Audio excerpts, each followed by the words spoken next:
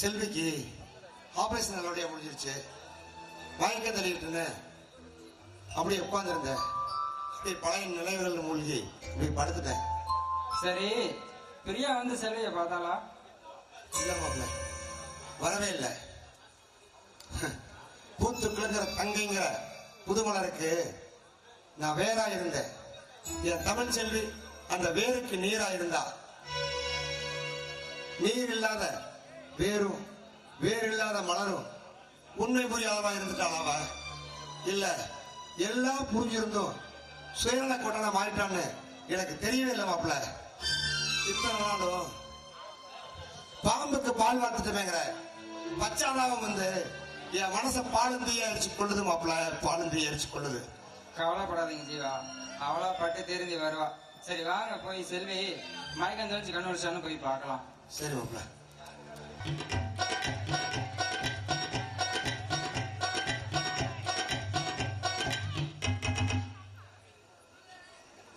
யோ தொப்பையா, என்னையது வெள்ளை வேஷ்டி வெள்ளை சட்டை, கூலிங் கிளாஸ் தான், சிகரெட் வேற. என்னையது ஆளே மாறிட்ட, என்னாச்சு?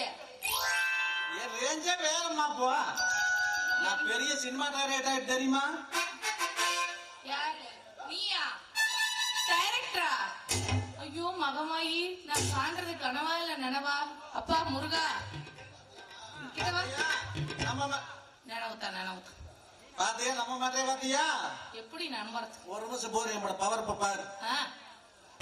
பவரை காட்டுறேன்னு அவுத்து கூடாத. இல்ல அதெல்லாம் பண்ண மாட்டேன். அதெல்லாம் பண்ணா நான் பார்க்க மாட்டேன்.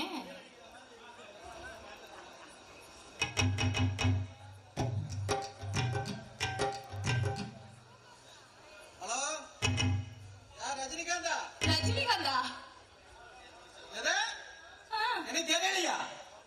தெரியும். என் குரல் கேட்டு தெரியலையா உனக்கு? அது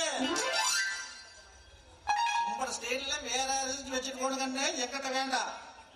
என்ன சும்மா தோண பேச போன வைக்க, அப்புறம் பேசிக்கலாம். என்னடி தங்க குஞ்சு, ரஜினிவே இந்த மிரட்டு மிரட்டுற? ரஜினியில எல்லாத்தையும் மிரட்டுவேன். நான் ஒரு படம் எடுக்கிறேன், அந்த படத்துல ஐஸ்வர்யா வந்து சான்ஸ் கேட்டா நான் முடியாதுன்ட்டு, நான் ஏன் பிஸி. ஏன்னா அந்த கதைக்கு அவ பொருத்தமா இருக்க மாட்டா. ஐஸ்வர்யரையும் உன் கதைக்கு பொருத்தமா இல்ல, அப்படி என்னப்பா கதை சொல்லு. கதையா சொல்றேன் கேளு. கதை கேட்டுக்கிது ஏதாச்சும் ஆயிர போகுதுன்னு. ஐ எம் ஸ்ட்ராங் படி, எனக்கு ஒன்னும் ஆகாது. உனக்கு ஏதாவது ஆயிர போகுது நீ சொல்லு. எனக்கு ஆகாது, எனக்கு 2 இருக்குது. உனக்கு 3 இருக்குதுன்னு எனக்கும் தெரியும், சொல்லு. சொல்ற கேளு. சொல்லு. ஃபர்ஸ்ட் ஒரு பெரிய குளத்தை காட்டுறோம். குளத்தை காட்டுறோம். அப்படியே அழகான புல்வெளிகள். சூடு வச்சிடாது அந்த கையில. அழகான புல்வெளிகள். அது வந்து ஒரு கதாநாயகி நீச்சோடையில இருந்து அப்படியே எந்திரிச்சு வர்ற. அப்படியே நீச்சலோடையில? ஆமா. அதையும் குறையுமா? அப்ப நீச்சலோட மயர் புடுங்கிட்டே வருவா, அரை குறமா தான் வருவா. நீ மயரை புடுங்காம கூட அவளை வர வைடா. நானா வேணான்ற கேட்கணும். எப்படி கேட்கணும்? அது மாதிரி கேட்கணும் சாமி. கண்ட கூட உடனேன்னா ஏதாவது வசன மருந்து விட்டு செவத்து கட்டி அடிச்சு போடுவாங்க. ஆமா. அப்புறம் எந்திரிச்சு வர்றா. சரி, எந்திரிச்சு வர உடனே பஸ் ஷாட் எப்படின்னா அவன் தொப்புள்ள வைக்கிறான். ஃபர்ஸ்ட் என்னங்க? ஃபர்ஸ்ட் ஷாட் தொப்புள்ள, அவன் தொப்புள்ள எந்திரிச்சு வரான்ல, அந்த தொப்புள்ள வைக்கிற பஸ் ஷாட். தொப்புள்ள ஜூம் வைக்கிறோம். தொப்புள்ள வச்சுக்கலாம். அவன் தொப்புள்ள இங்க ஒண்ணும் வாய்ப்பு இல்ல கண்ணு. அந்த கதாநாயகி எந்திரிச்சு வரால, அவ தொப்புள்ள வைக்கிறான். அவன் தொப்புள்ள தான் வைக்கிறோம். ஆமா. எல்லாரும் தொப்புள்ள ஆம்லெட் போடுவாங்க. ஆமா. ஒரு கோழி குண்டு விளையாடுவாங்க. கோழி குண்டுல பம்பர் போடுவாங்க. வித்தியாசமா கதாநாயகி தொப்புள்ள என்ன உரம் தெரியுமா? ஒரு புல்டோசரோட போறேன். புல்டோசர்? ஆமா. தொப்புள்ள. ஆமா. அவளுக்கு சாணி வெளியே வந்துரும், பரவாயில்லையா? நீதான் வாரிக்கிட்டு கிடக்கணும். நமக்கு புல்டோசர் என்ன படம் ஓடுனா சரிங்க. கோழி கூட முட்டையா இருந்த குழம்பு ருசியா இருந்தா அதை மட்டும் பார்க்கணும். படம் போடுதான் அதெல்லாம் எடுக்கிறதுக்கும் இருட்டு முரட்டு குத்து அந்த மாதிரி எடுக்கல. ஓட்ட கூத்து போய் குத்துறது இங்கேயே தவுசு வந்து அடி பின்னி விட்டுவேன். நீ எதை பசங்க சொல்லிடக்கூடாது சரியா? அதெல்லாம் போட்டு இத்தனா சரி. உனக்குதான் இவ்வளவு திறமை இருக்கே தொப்பையா, அப்புறம் ஏன் அந்த பண்ணாடி பின்னாடி சில்லற பையனாட்ட அல்ல கையா சுத்தற? ஏசுனா பழச பத்தி எல்லாம் பேசுறியா? அவன் சில்ற 5 பைசா சுத்த 5 பைசா புரோசமான ஆளு அப்படி சொல்ற. என்ன இப்படி சொல்ற? அவருக்கு 50 ஏக்கர் தோட்டம் இருக்கும், 5 ஏக்கர் நெஞ்ச இருக்கும், புஞ்ச இருக்கு, எல்லாம் சொல்லி வச்சிருக்காரு. ஒரு மயிரும் கிடையாது, 5 சென்டும் கிடையாது, ஒரு மயிரும் கிடையாது. எட்டி பார்த்தா எல்லாம் ஒரு மயிரும் கிடையாது. நெஞ்ச குஞ்ச எதுவுமே இல்லையா? அதெல்லாம் சும்மா பொறம்போக்கு ஒண்ணும் இல்ல. அப்புறம் எப்படி எந்நேரமும் இருந்தாலும் வெள்ளையும் சொல்லியமாவே தெரியறான்? முன்னால அந்த ஆளு வேடி சட்டை எவன் புடுக்கிட்டு போடானோ என்ன பண்ணானோ.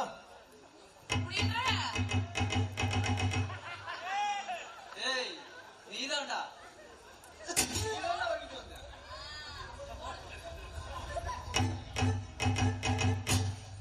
என்ன என்ன பண்ணாடிட்டு போலாம் கருவோம்? ஒரு பொம்பளை முன்னாடி அரட்டை அவசரம் போட்டுக்கிட்டு வந்து நிக்கிறீங்க. உனக்கு வெக்கமால? இந்த பட்டாப்பட்டியை நீ என்ன எந்த காலத்துல விட போற? சாட்சி வந்துருச்சு, அதை போட்டு தரவே தெரியாதே. தப்பா நினைக்காத சோனா. நான் எங்கடா தப்பா? உன் ஊருக்குள்ளதான் உனக்கு காடு துப்புவாங்க. நல்லா இப்படி தூங்கணும். அப்படி போய்கிட்டா அந்த நாய் சட்டை வேட்டி உருகிட்டு வந்துட்டு ஏய், இல்லைன்னு வச்சுக்க அதையும் உருகி விரிப்பேன். ஏன்டா இத உருவிட்டு வந்துட்டு பெரிய டைரக்ட் ஆயிட்டேன். நான் தான் பெரிய டான் கீழன் புடிக்கிட்டு கிடந்தா. கேட்டுக்கிட்டே இருந்தேன். என்னடா உடனே ஏறிக்கிற? கோடை வந்து போச்சுங்க. ஆடி சிறப்பான கோமன ஏடா ஒப்பிட்டு வாயா. என்னமா கதாநாயகன் தொப்புல என்ன புல் ரவுஸ்ரா? புல் ரவுஸ் ஏய், வந்துகிட்டு இருக்கிற உனக்கு புல் பண்ணாடி ஃபுல் டவுசர். புல் ரவுஸ்ரா? அது கரெக்டா கேட்டு சரி பண்ணாடிய என்ன உன் சட்டையும் வெட்டியும் போட்டிருக்கோம், வேடிக்கை பார்த்துட்டு கிடக்குற. கல்ட்ரா வேட்டியா சட்டையா? வேண்டாம் பண்ண. கல்ட்ராங்கற? ஐயோ உள்ள ஏய், போனீங்க. அட கல்ட்ரா சட்டையா? நீ உள்ள பிறந்த மேடையில இருந்தாலும் கல்விதான் அவனும் கல்வி.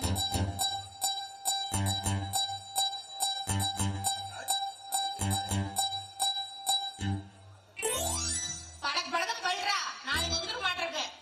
கொஞ்சம் பொறுங்கன்னு ஆரம்பிக்கும் போது ஏற்கனவே தூங்கிட்டு இருக்கும்போது எப்படா விடுவியா? நான் நல்லா தூங்கிட்டு நடக்கிறதுக்கு இறங்க முடிச்சாங்களா? நீ கேட்டியா சுகுணா எப்படி தூங்குனாருன்னு? கேக்குறேன். ஏய்யா, உனக்குள்ள கொஞ்சமா விவசாய இருக்கா?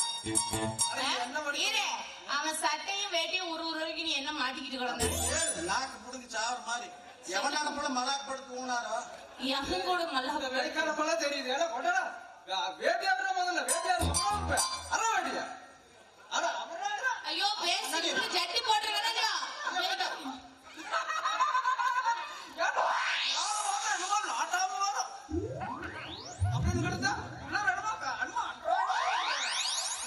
ஏண்டா உங்க ஊர்ல ஒரு சாட்சி கூடிய வக்கல்ல எல்லாம் கட்டாப்பட்டுட்டா. இங்க வா இங்க வா, அங்க என்ன மூடுறது அதான் எல்லாம் தெரிஞ்சு போய் பதிவாகி போச்சு. வா நாளைக்கு ஊர் முச்சந்தில வச்சு எல்லாம் படம் போட்டு காமிப்பாங்க. வா வா கண்ணே, அங்க பேர் கேபிள் வெளியே தூக்கி உள்ள போடு. இங்க இருந்து கேபிள் தொங்குற மாதிரி கரெக்டா இங்க இருந்து சீலம்பட்டி வடவழியில இருந்து நொய்யிலிருந்து எப்படியாதான் தெரியும். என்ன மயிருக்கு இல்லையா? நான் எதுக்கு அப்படி பாக்குறீங்களா? ஒரு நிமிஷத்துல பாருங்க 1008 வேஸ்ட் ஓடி வரும். பாத்துக்கோயா ஒரு கடை இருக்குமா? அது என்ன யாருங்க? யாரு? சென்னை சில்ஸ் ஓனருங்க. போடு. சென்னை சில்ஸ் போத்தி ஓனர் பண்ணலாம்ல. வேற ஒரு வேட்டி ஒரு 100 வேட்டி நல்ல ஒரு காஸ்ட்லியான வேட்டி வேணுங்க. அனுப்பிச்சு விட்டீங்களா? அனுப்பிச்சு விட்டீங்களா? அனுப்பிச்சு விட்டுரு. வேட்டியாமா? மயிறு வேட்டி. இந்த பத்தா பொண்ணு கருதல் இல்ல. ஏடா அவன் பாரு அப்படி கேக்கா போயிட்டான் பாத்தியா? நீ தான் பவுத்து போட்டு நிப்ப. போய் தொலைங்கயா போங்கயா. இல்ல உருவிட்டு விடுற வரையும் எல்லாம் மலாந்து புடிச்சு படுத்துக்கிறானுங்க.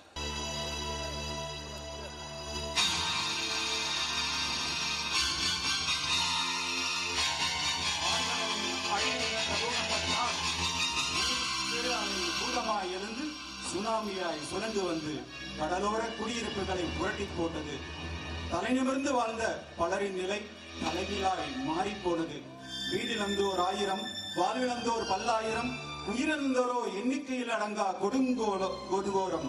இந்நிலையில் ஆழ்கடலின் ஆட்டம் அடங்கி பிணக்கூட்டத்தின் நடுவே ஒரு ஓலம். பேசித்திருந்த பழைய நட்பெல்லாம் இப்ப பிணமா கிடக்குது. இங்க வெளியும் உயிர் சொந்தங்களை காண முடியலையே. அத்தனை பேரையும் ஆள்கள் விழுங்கிடுச்சா? மனித உயிர்களை மாயமாய் விழுந்தவனுக்கு மரணவா என்னையே உயிரோட விட்டு வச்ச? அல்லல் பட்டு அனாதையா சாவிடானை விட்டு வச்சையா? ஆண்டவா,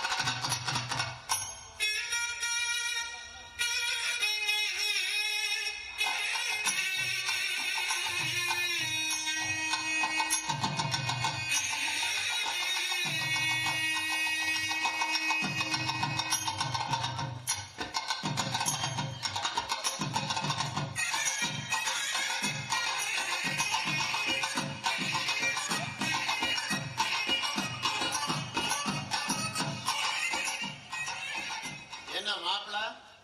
வணக்கங்க மாமா. ரொம்ப லேட்டாகி வந்திருக்கீங்க. நீங்களாம் நேரமே வந்து முன்னாடி இருக்கணும்.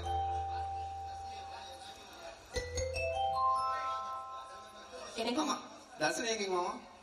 அச்சோ, என்னங்க ஆமா நாளைக்கு சரி, யார் இல்ல? இவரு மாத்தூர்கோட்டை ஜமீன் மாத்தாட பூபதி. ஆமா, வாங்க ஆசிரியர் வாங்க.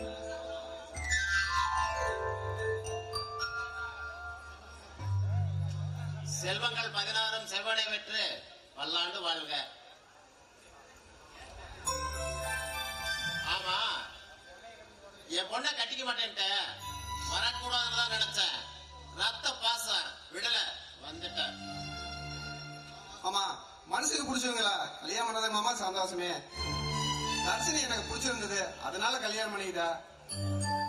தர்ஷினி உங்க பொண்ணா நினைச்சுக்கோங்க மாமா. நினைச்சுக்கிட்டா போச்சு. அப்புறமா உங்க அண்ணன் அமெரிக்காவுல கோடிக்கணக்கில் பிசினஸ் பண்றா சொன்னாங்க. ஆமாங்க, பிசினஸ் பண்றாரு.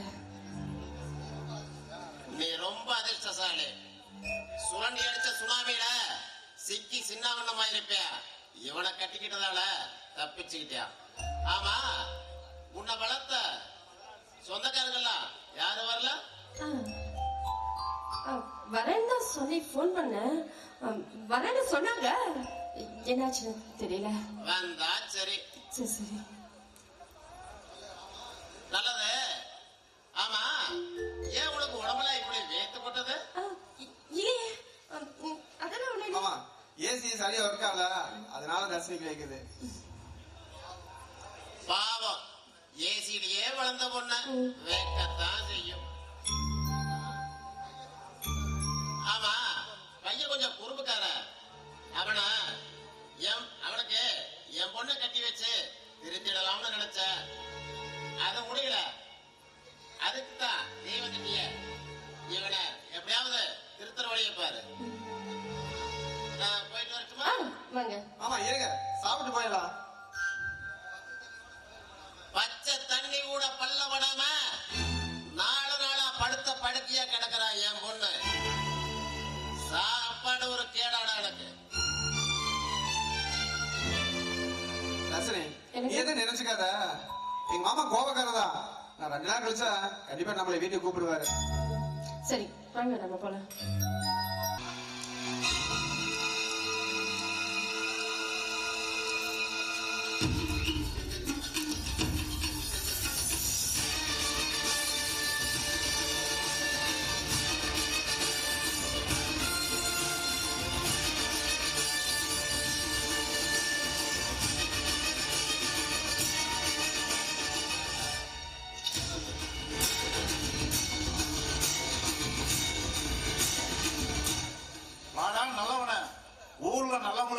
போன சுனாமி உன்னை கொண்டு போலியா? உயிரோட தான் இருக்கியா என்ன? ஊரை ஏமாத்தி பொழைக்கிற உன்ன விட்டு வச்ச சுனாமி எனக்கு உன்னோட பழகம் என்ன எப்படிதான் கொண்டு போகும்?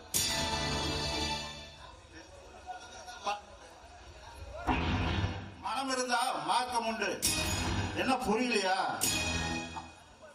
ஆழி பேரலையில் சிக்கி உயிரை விட்டவங்க உடலை, அந்த உடல்கள் அழுகி காக்கை கழுகுகளுக்கு இரையாகி போனா அவங்க ஆத்மா சாந்தி அடையாதுங்கிற அக்கறையில தனி மனுஷனா நின்று குழி தோண்டி புதைச்ச. இதெல்லாம் பாவம் இல்லையா?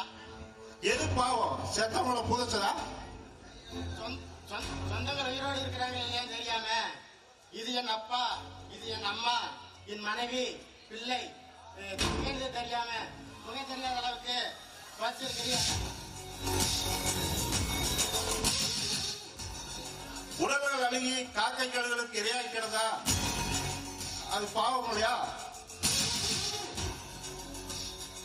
அழுகின உடல்களால் உண்டான கிருமிகள் ஊருக்குள்ள பரவி இருக்கிறவங்கள பாதிக்கப்பட கூடாதுன்னு செஞ்ச பொதுநல சேவை, சோசியல் சர்வீஸ்.